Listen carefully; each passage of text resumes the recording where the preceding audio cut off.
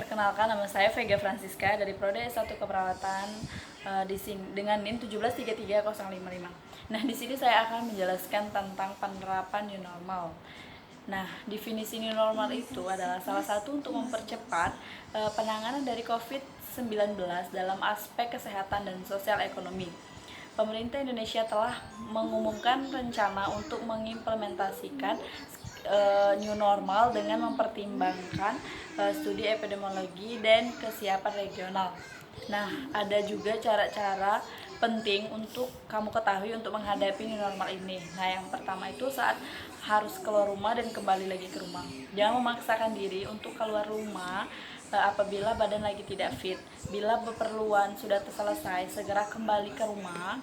Sesampainya di rumah langsung lakukan beberapa hal-hal berikut seperti buka alas kaki sebelum masuk ke rumah, mencuci tangan pakai sabun, semprotkan disinfektan pada alas kaki maupun peralatan yang kita gunakan dari luar tadi. Lepaskan pakaian yang kita gunakan dan masukkan ke tempat cucian yang tertutup. Lalu mandi dan gantilah pakaian kita dengan pakaian yang bersih. Nah, yang kedua, pada saat menggunakan transportasi umum, bila kamu harus berpergian ke suatu tempat dan menggunakan transportasi umum, ada baiknya yang kita lakukan selain menerapkan langkah pencegahan dasar, yaitu untuk memudahkan dalam menjaga kebersihan tangan, bawalah hand sanitizer. Jangan menyentuh wajah dengan tangan yang belum dibersihkan. Selain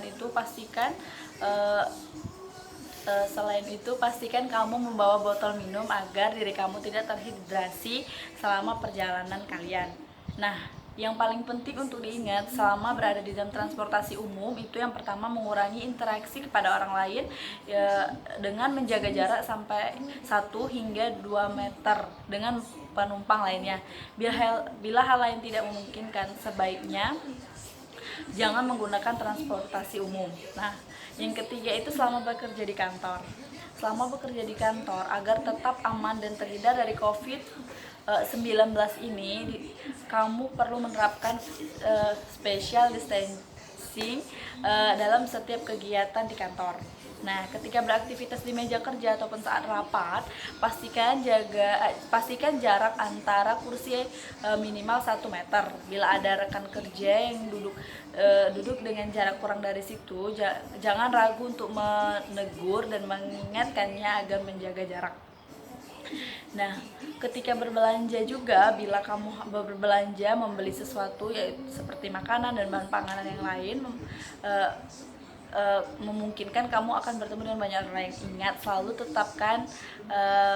terapkan social distancing. Lalu yang keempat itu batasi menyentuh barang-barang di toko maupun di tempat umum. Setelah menyentuh barang-barang tersebut, jangan menyentuh wajah atau barang-barang pribadi milik kita, misalnya tas dan handphone. Sebelum mencuci tangan, jangan dulu memegang barang-barang kita. Nah, agar kita dapat mengurangi resiko terjadinya terinfeksi virus 19 ini. Nah, yang kelima itu ketika belanja online atau memesan makanan online juga yang harus kita perhatikan, yaitu hindari kontak langsung dengan kurir. Bila perlu, kenakan masker saat berinteraksi dengan kurir tersebut. Untuk membayar barang belanjaan dengan peras barang, agar kamu tidak perlu langsung atau bersentuhan dengan kurir ketika menerima barang.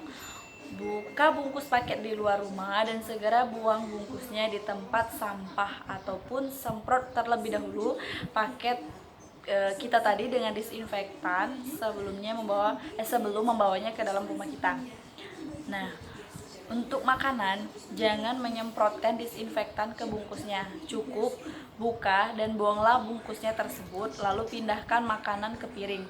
Jangan makan makanan langsung dari wadahnya. Nah, sekian penjelasan dari saya. Apabila ada kekurangan dan salah kata, saya mohon maaf. Terima kasih.